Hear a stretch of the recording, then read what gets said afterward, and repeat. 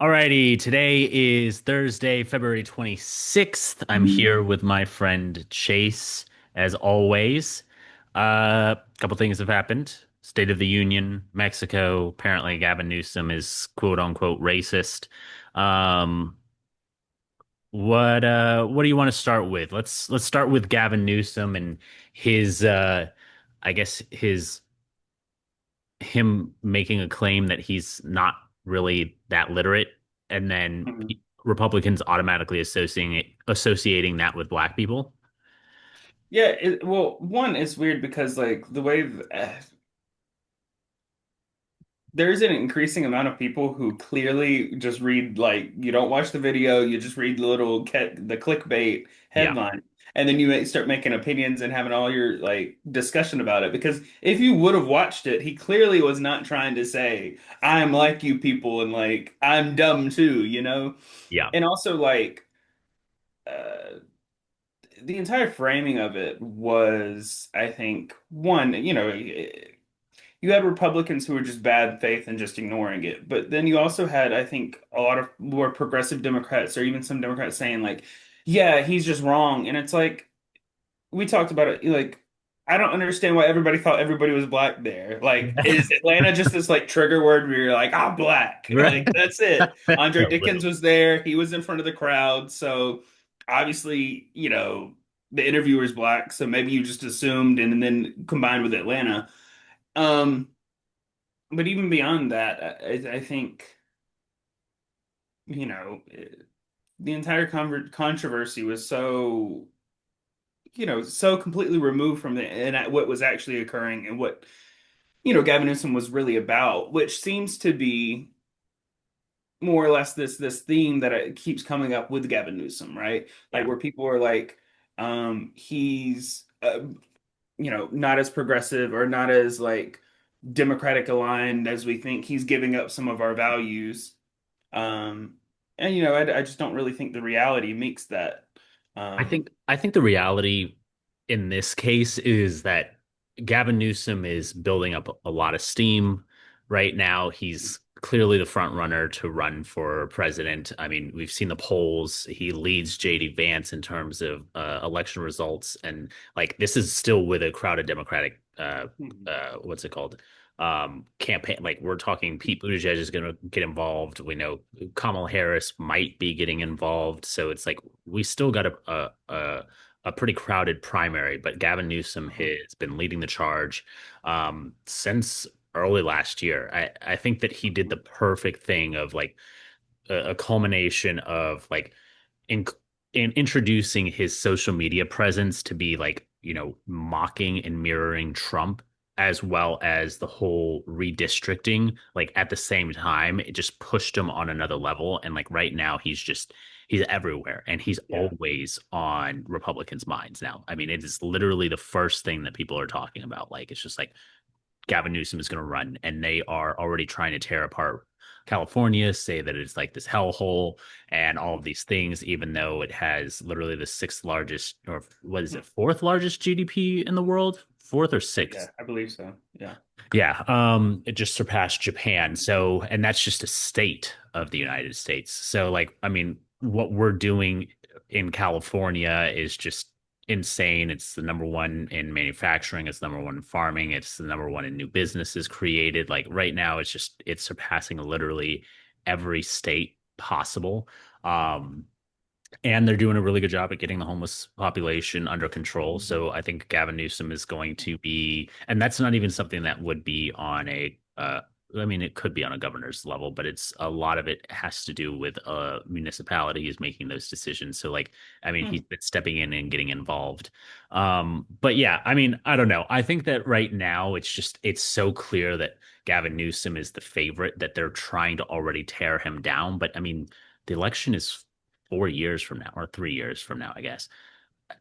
So much can change. I mean, back in 2004, we didn't think that we would be having Obama as president in 2008. In 2012, we weren't thinking about Donald Trump going and running in 2016, right? Like that's all of these things happened 3 to 4 years prior.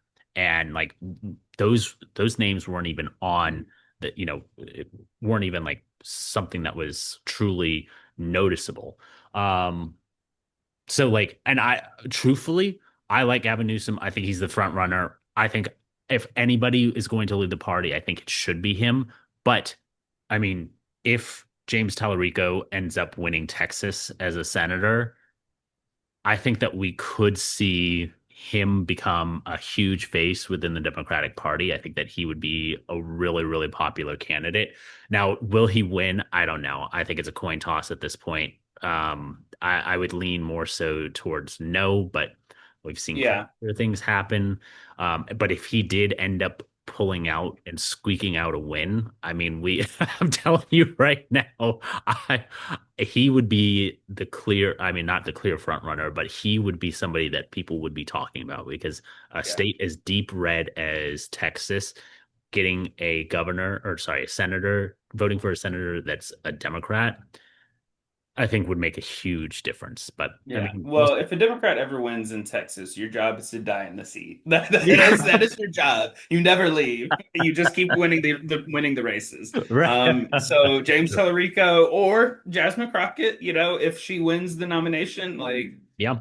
that should be like I think some of the Jasmine Crockett Tallarico kind of conversation, I think, has gotten a little I don't know, it's like people get they're almost like stands, right? Like their political candidate is like the it girl, and you have to get behind her, and anybody else who insults the people, and it's vice versa, right? I mean, there's like plenty of people like Tallarico supporters and stuff like that, like just savaging Jasmine Crockett and things like that. And like with Jasmine Crockett, there is this undercurrent, which I don't think is from Tallarico. Like that's the thing. Like they're trying to make it like Tallarico and people like that. No, like he's been very adamant of like if she wins the nomination, she has my backing. We're gonna like go to bat Right. for her.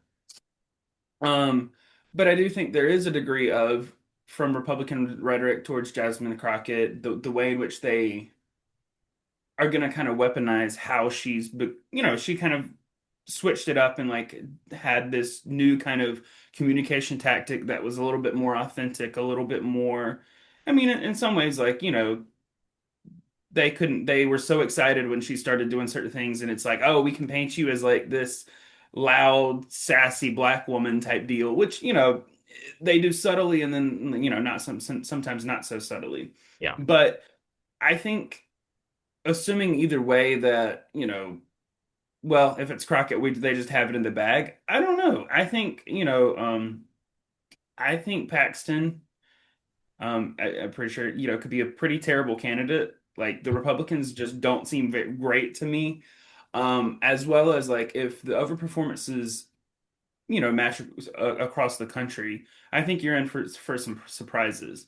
Yeah. Now, you know, um, I think ultimately, you know, the whole conversation with like the nominations from like, oh, if John Ossoff or all these other people, it's like you also have to take into consideration the political calculus of, one, whether these candidates should wait till a different time. Right. I think there's going to be so many people running in 2028.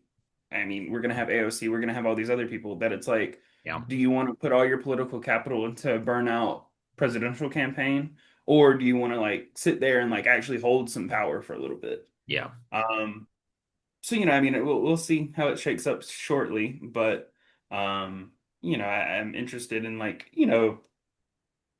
there's other states that are also we should be looking at, right? Like I think Alaska, I think, Iowa and some other places like those are seats worth investing in, and hopefully one day that you can get candidates in more, some of these states like Texas things like that that can be more competitive. Yeah. Um, and really, I mean, we're beginning to see, I think, a good formula for that. For certain candidates who meet some people might say with Tallarico that he's MAGA passing. I saw earlier today, which I guess just codes to white. But he was saying that he was MAGA passing, so he's able to like communicate with people better. Which I don't.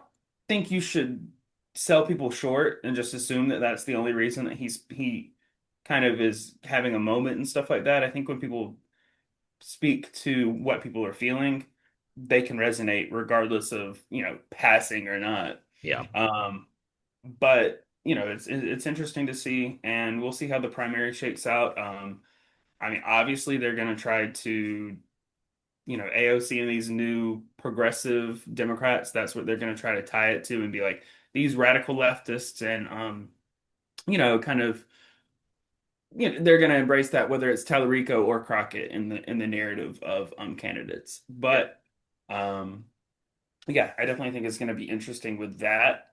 Um I mean, yeah, truthfully, like you're right. Like I think investing in other races, I think the one I'm most excited about is North Carolina. We got Roy yeah. Cooper going, previous governor, now running for Senate in a seat that's going to be, the incumbent is Hmm. stepping down. So, I mean, I think that right there seems almost like a slam dunk. Now, obviously, I don't Hmm. think that Democrats should stop putting the pedal to the metal, but I think the Yeah. reality is like that right there is a race that we Hmm. should be invested. I mean, I went ahead and donated to Toyota Cooper's Yeah. campaign because I was like, listen, like Hmm. I get it. I think that he is the favorite to win, but I don't want people just all of a sudden getting too comfortable because Yeah. truthfully, that's what happened in 2016, right? Hillary Clinton seemed like the clear favorite, and in all measures and all accounts, she was right. Like she ended up winning the popular vote too. It wasn't like she lost the popular vote. She won the popular vote. She just didn't win Hmm. the electoral college. So like, she just like I said, I think that she got too comfortable, too complacent, and was just like, this is going to be an easy win. Yeah.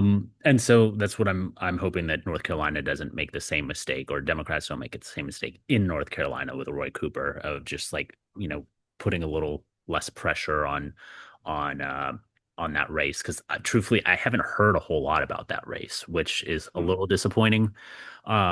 Because like I said, I like James Tallarico. I think that he's great.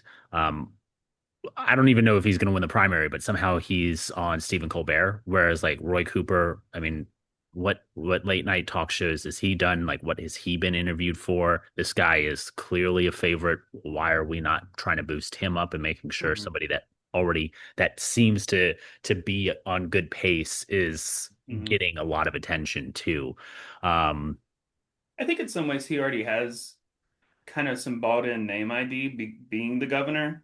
And like I think it could be a different like because I already have this buy-in and this connection with the state, right? Like Tellerico has only represented this certain portion of Texas and has to go out to like more a wider national audience. Whereas like Cooper, he has these entrenched relationships to a degree with like Kamala Harris and other people right within the party.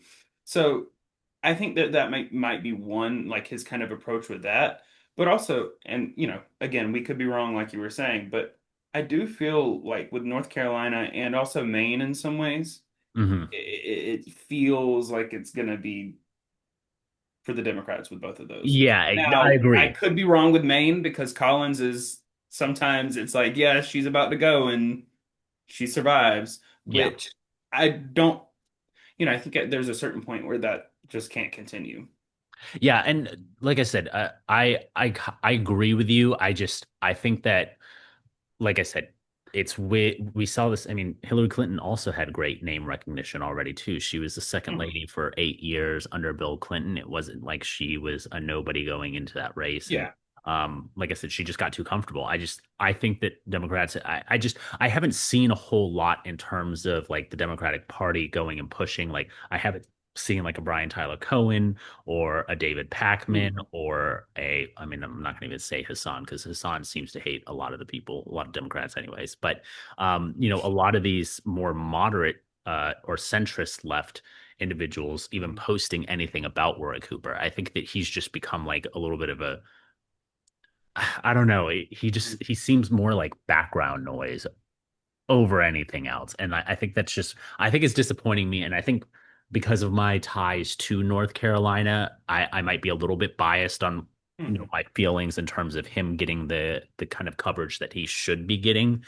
Because I mean, listen, he was governor of North Carolina for 8 years. He did so well that another Democrat ended up going and taking the governor's mansion again after he left.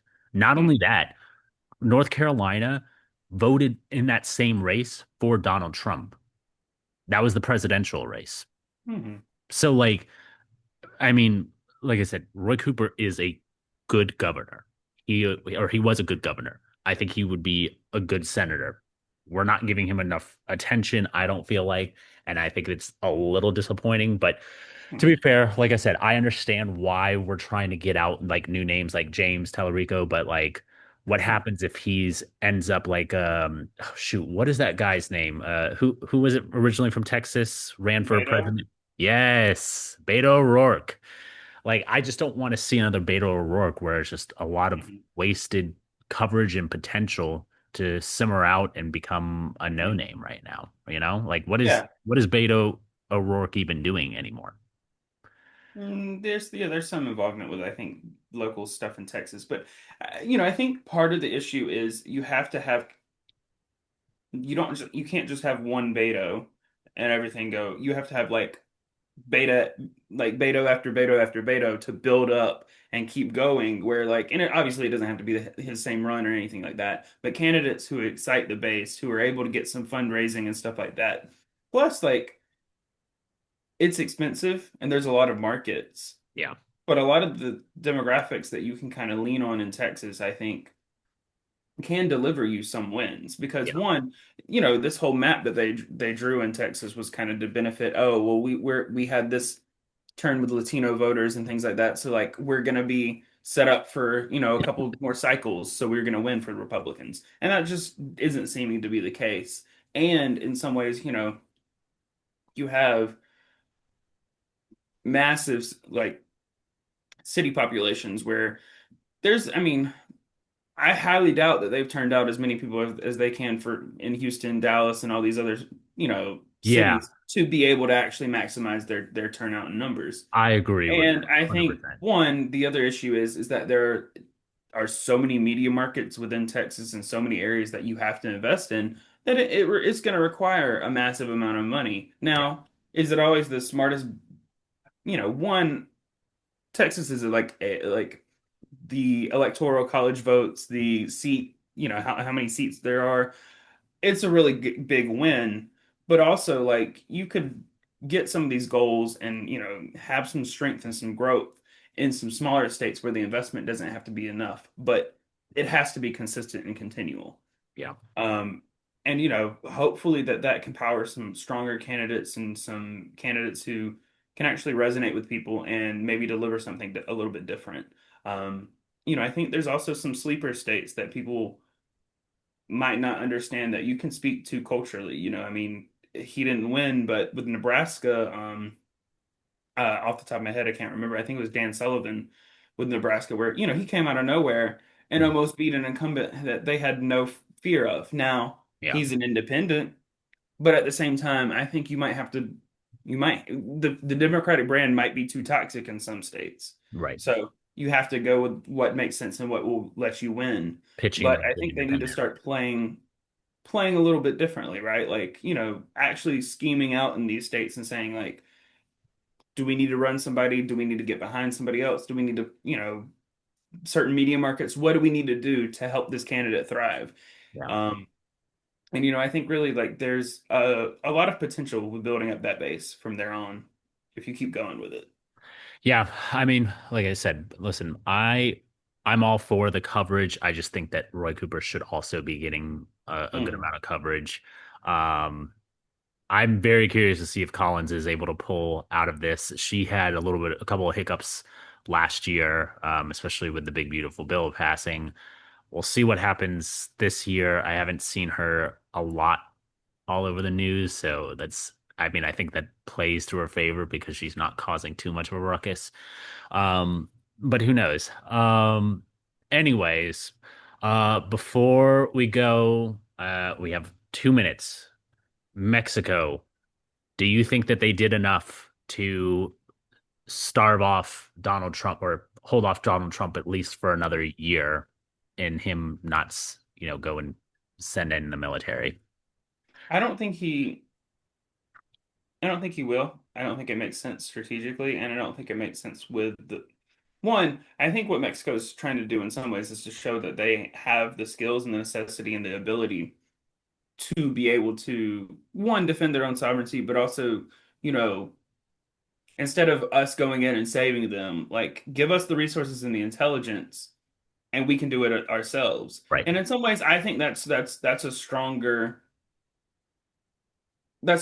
argument than what we want to go in there and like drone strike the cartels or something. Yeah. That's not going to work. Now, I do think that Scheinbaum's approach, like, look, is there some risk to a drug war and like things escalating? Sure. But at a certain point, you can't just have this like if a cartel was setting cars on fire in America, it would be like tanks would be rolling down the streets. Yes. Now, do I think you have to approach it like that? No, but you don't want your state to struggle and not be able to deal with these, I mean, cartel terrorists borderline. But I think you have to take a somewhat more of aggressive approach and kind of destroy the cartel and their power. Yeah. So, whether it's a gunfight or not, sometimes things just have to happen, is how I see it. True. True enough. Alrighty. Well, I appreciate your time as always, Chase. We will see you guys next week. Please like and subscribe, and we will see you guys later. Peace. So, yeah.